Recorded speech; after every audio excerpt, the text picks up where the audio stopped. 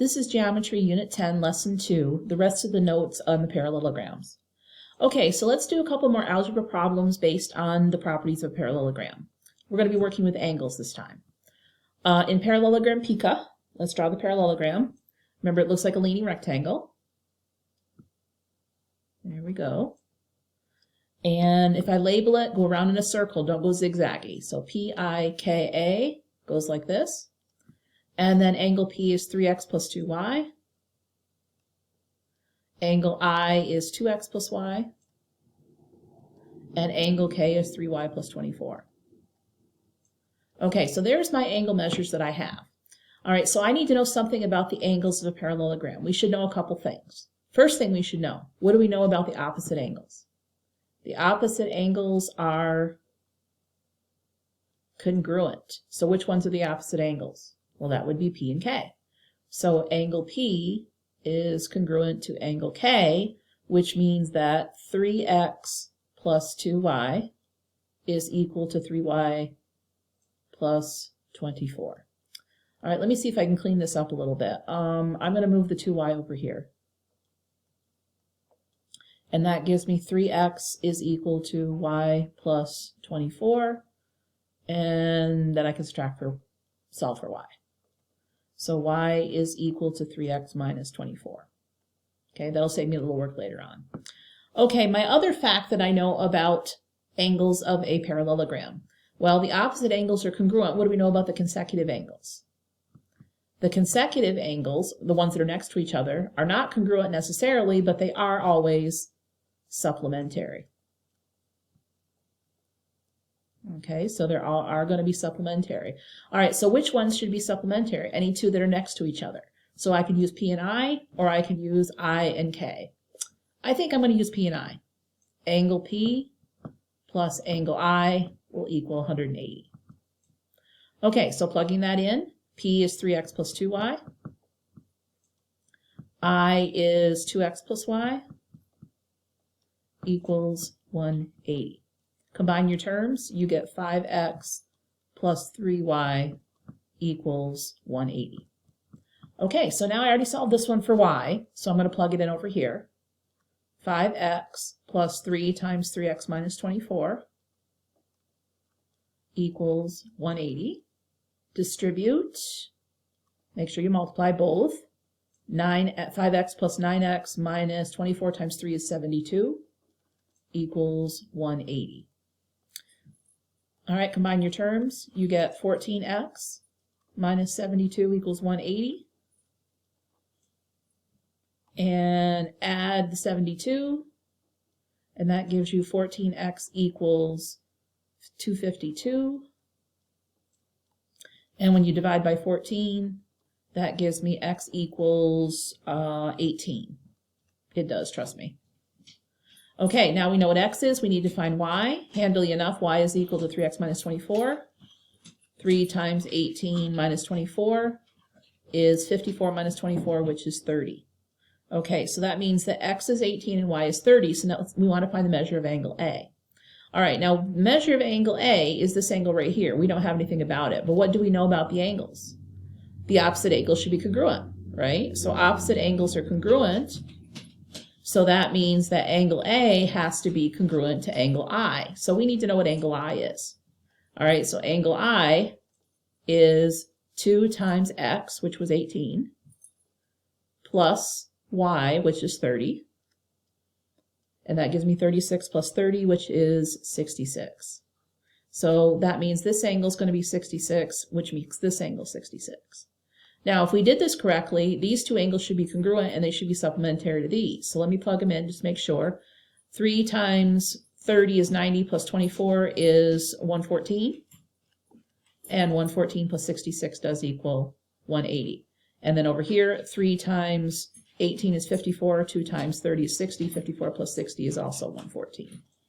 So these two are supplementary, these two are supplementary, and it works. So there we go. So we answered the question. So angle A will equal 66. Okay, here's the last question. In quadrilateral hard, angle H is x squared, A is x squared plus x plus 10, R is 160 minus 9x, and D is 190 minus 10x. is hard a parallelogram. Okay, so the problem with this is we don't know if this is a parallelogram, so we don't know much about the angles. Let's draw what we do know. I'm just going to draw a random figure. It could be a parallelogram, it might not be. So H, A, R, D, label around in a circle. H is x squared. A is x squared plus x plus 10. R is 160 minus 9x. And D is 190 minus 10x. Oops, 10. Okay, now, can we use the opposite angles are congruent and the consecutive angles are supplementary for this one? No. We don't know if this is a parallelogram. So we can't do that with the opposite angles. So what do we know about any quadrilateral's angles? Well, if you have any quadrilateral,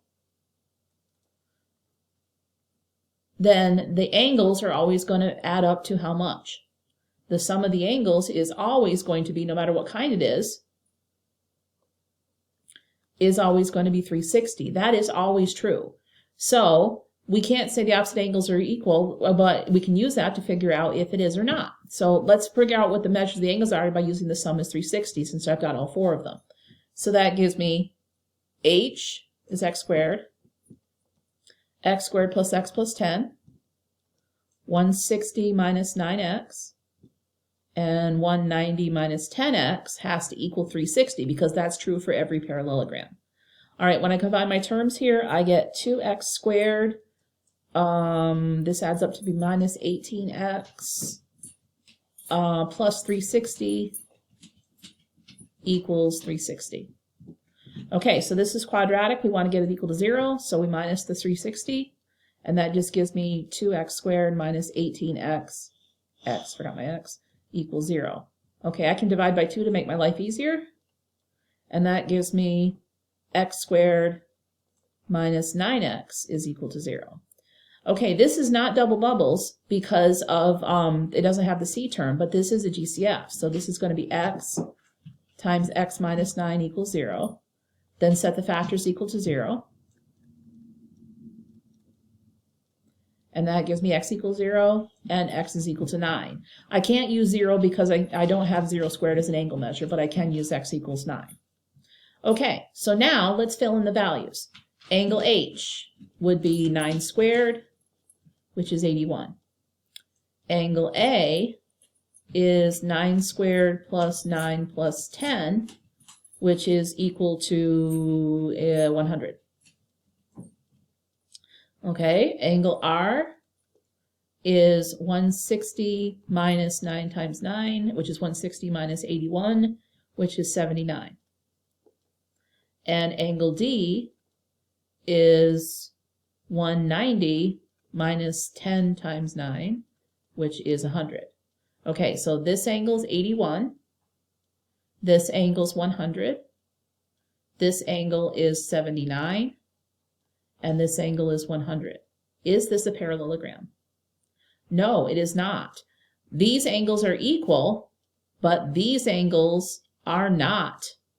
So this is not a parallelogram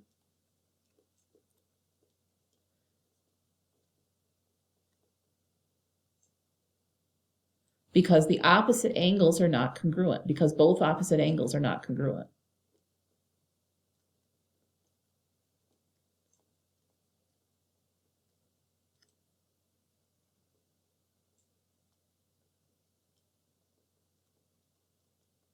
Are not congruent.